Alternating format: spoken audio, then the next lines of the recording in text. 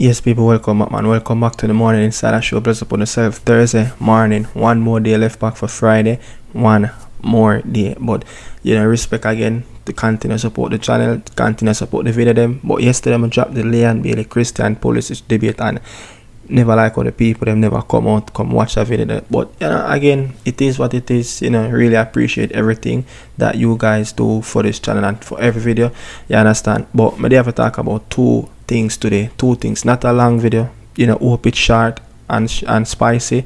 CONCACAF have announced the stadiums, the cities that will host the CONCACAF Gold Cup next summer. You understand? And it causing a little controversy already.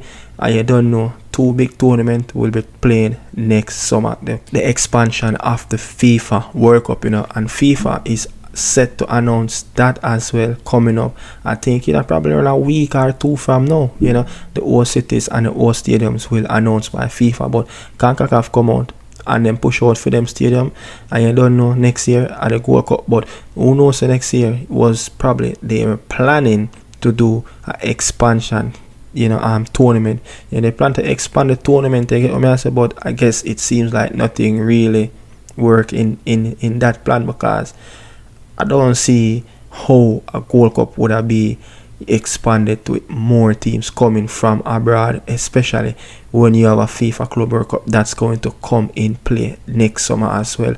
But the host cities, the Allegiant Stadium in Las Vegas, the AT&T Dallas Stadium, BC Place, that's Vancouver Whitecap Stadium in Vancouver, Canada, the City Park that's in St. Louis, the Dignity and Health Sports Park in Los Angeles, and Levi Stadium in San Francisco, the NRG Stadium in Houston, the PayPal Park in San Jose, the Shell Energy Stadium in Houston, the Snapdragon Stadium in San Diego, SoFi Stadium in Los Angeles, and the State Farm Stadium in Arizona, and the US Bank Stadium in Minnesota. Look, those are the cities and the stadiums that will host next year Gold Cup. And to the end line, Mejia delivers, header, saved by Andre Blake, robbing Guatemala of an equalizer. Alejandro Galindo had the effort, he can't believe it. Andre Blake has been doing that.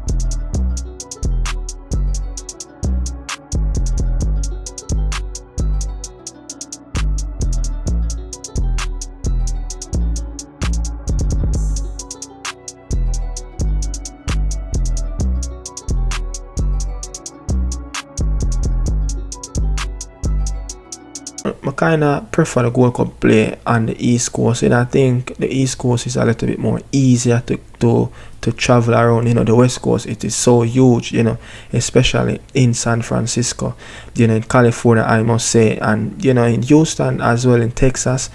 Those states are so huge, and I think when you look around, if you try to travel around and try to get cheap tickets and try to watch different games in different cities, at different stadiums, it will be a much easier task to navigate yourself around on the East Coast, and easier to access in terms of drive go to different cities and drive go to different stadiums. So I don't know, man, but it is what it is. But next year the East Coast will be all about the FIFA World Cup, you understand, and the Rose Bowl. You realize the Rose Bowl is not in it.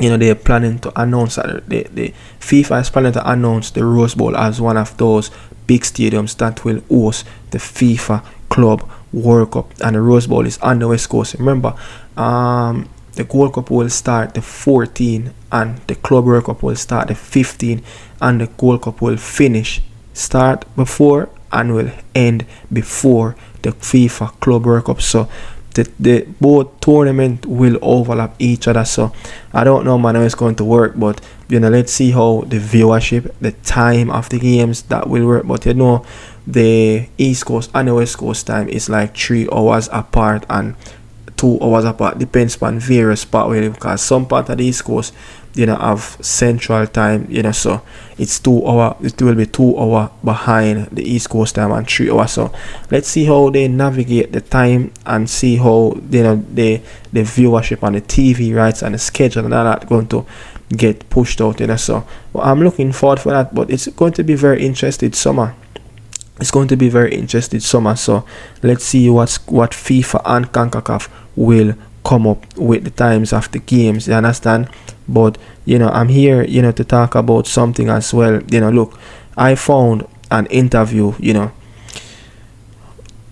I found this interview, I think around probably like 3-4 days ago, you know, with Kasey Palmer, you understand, talking about his deadline move to Hull City and then coming to play for the Reggae Boyz, you know, and then traveling back to play for his first game for Hull City's debuting after reaching back late hours into England and have to play on Friday night, you know. But Kasey Palmer talk about, you know, talk about transfer deadline day, you know, his best position, and you know why he leave Coventry City, and he also talk about the Reggae Boy, and talk about players that used to play for the Tigers, you know, Tapa Theodore Whitmore, I think it's Dean Burton as well, you understand. So listen, you know, to what Kasey Palmer have to say about the transfer deadline of moving from Coventry City to the Tigers, which is Hull City.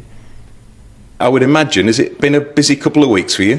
Yeah, it's been obviously chaotic since deadline day, obviously signing deadline day, not knowing if obviously it'll go through in time or getting agreed, then playing the game Ellen Road and then flying to Jamaica. So yeah, it's been quite chaotic, to be fair. We'll talk about the Jamaican side of it in a second. Is that the first time you've been a deadline day signing? I didn't do my research on that. I probably should have done. Have you been in that position before? For Swansea on deadline day on loan, but it was a lot different because it was a loan rather than a permanent. So yeah, there's a lot more goes into the thought process of a permanent deal, because obviously a lot more long term. Put us into your position then. What's it like? Deadline day, there's a permanent signing, you're waiting to find out. What's it like? What are you doing on deadline day? To be fair, it got announced deadline day, obviously with a distance. I came up the night before, so I didn't get it till midnight.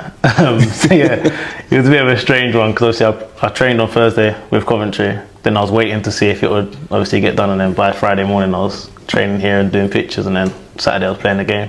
So like it was a mental kind of 2-3 days, obviously, of not knowing what's going on, and obviously feeling a bit like up in the air of things, travelling and playing the game, and yeah, it was a bit of a madness. What's that uncertainty like then?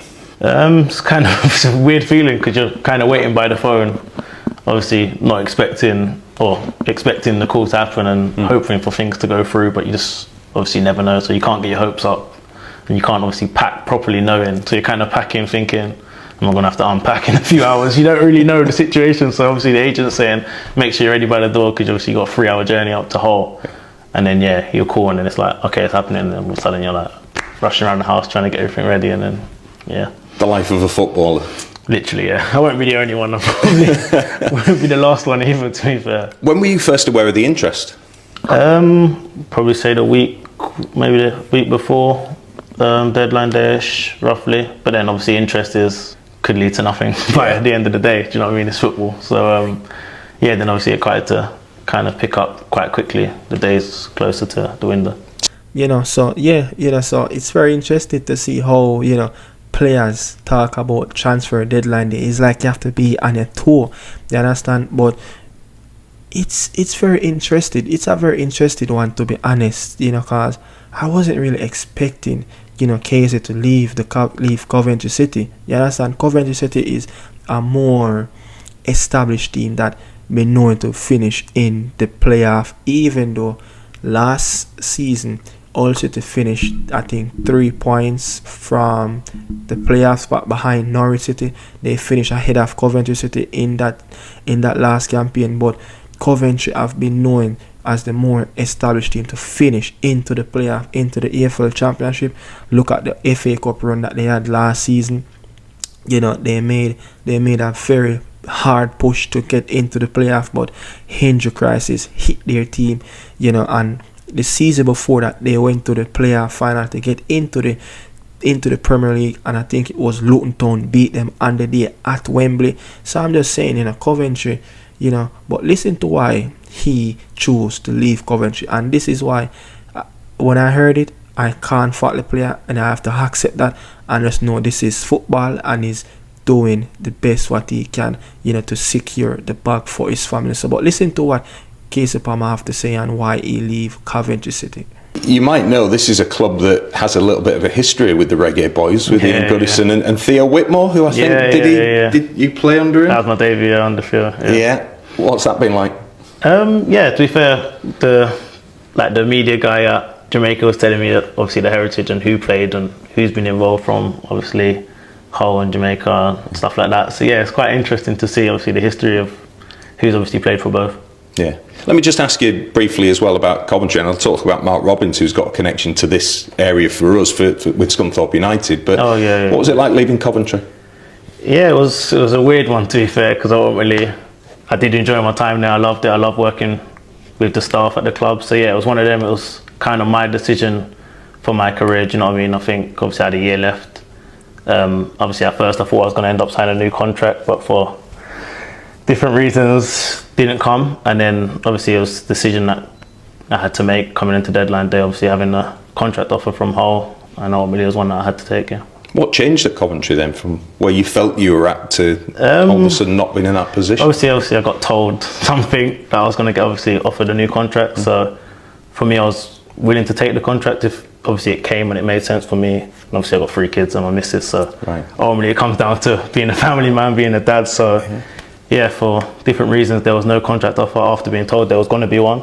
So then obviously I had to make a decision for my family. So Did that change your relationship and how you felt about the club at that point, or did you accept it's just football? It's just how football is. It didn't change obviously I don't look back at Coventry and think anything less. Obviously I appreciate the manager, he brought me in, the fans always been good to me. So there's no bitter kind of feeling my end. Obviously hopefully I'll go back there and they clap, and it's obviously all good blood.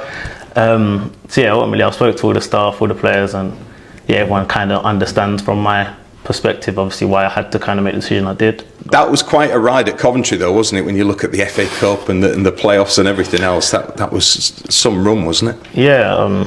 Like I said, it kind of was a weird season because we started kind of struggling at the bottom, and then we went on a great run, and all of a sudden we end up in the playoff final. So on another year we could have been in the Prem, but football's football, and it didn't really go like that. So you see when you hear players talk about that, look, the club, Coventry City, also promised him to extend his contract. It was a 3-year deal and he have gone 2 years in it, but because the Hull City deal popped up, he's like, look, I have to take this chance, I have to take this contract, and I have to make sure that financially my family are okay, especially when you have, like he said, like you have like 2 to 3 kids and his wife, so I have no issue. What if he go on to play out and run down his contract at Coventry City? Then he probably picked up a nasty injury in his last spell at the club months before his contract run out.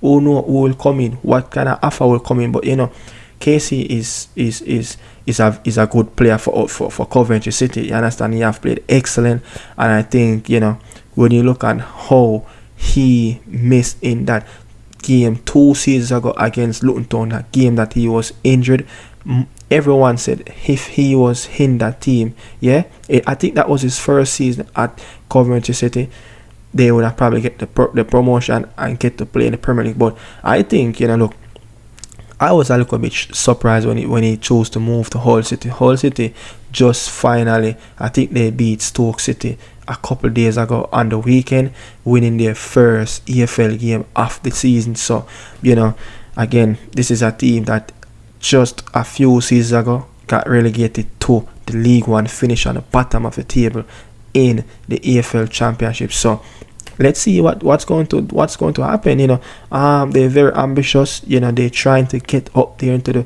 playoff. They're trying to get back into the Premier League. I think the last time they were in the Premier League is around 2015-16 season. So let's see. But I didn't expect Kasey Palmer to be at Hull City. Because he was having such a great time. But he have said the reasons: secure financially, the money for his family, and look, you can't fault the player for that. He's looking out for the best of his family. Many times we see clubs throwing out players through the door, and guess what? They struggle after to get back a same salary at a different club and try to get back into a higher prestige club. But again, big up to Kasey Palmer.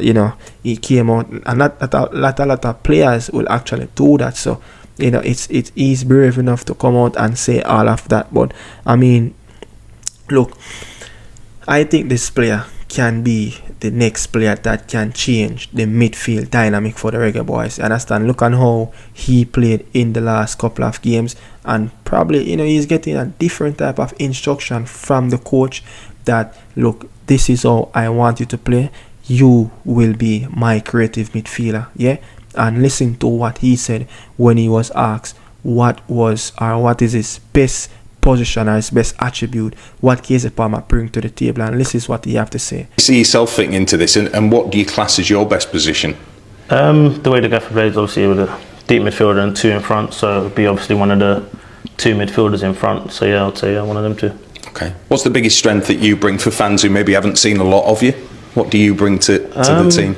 I'll say creativity, and obviously being good in possession, which is a key factor for the manager, and obviously being brave enough to take the ball, and obviously if you lose the ball, have the bravery and courage to then take it again. That's kind of, I'd say, that'd be one of my strengths, to obviously create a lot of chances and try and score a lot of goals. So if you listen to the man said, look, they normally play with two base in front of the back three or back four. He normally play in one of those attacking positions. So when I always said, look, the first sets of games that Kasey played under Tapper Whitmore, he was playing deep as a midfielder. Alf Grimson, he was playing deep in that double pivot, in that when the team was playing with a back three. And I was like, I don't think we unlocked in something in Kasey Palmer. I think when you look at how he played for Coventry, majority of his games he played in that attacking third, in that position. He's either play behind the striker, is either going to play on the left or on the right. Understand? So I'm just saying it's good to see McLaren coming and shift up things and giving him a different role, making him be that creative influencer in that midfield, and sky's the limit. Sky's the limit. So he have even talk about the Tapper Whitmore gave him his debut. Tapper Whitmore used to play for Hull City as well, so that is it, people. Again, talk about the venues and the old cities and the stadiums for the Gold Cup, and Kasey Palmer interview and how and why he moved to Coventry City and his best position. So thanks for watching. This is Nicardo Media House. I'm out. See you guys tomorrow, where we'll be having some fun on Friday, the last day of the week for the Morning Insider Show. Bless up on yourself. Salute.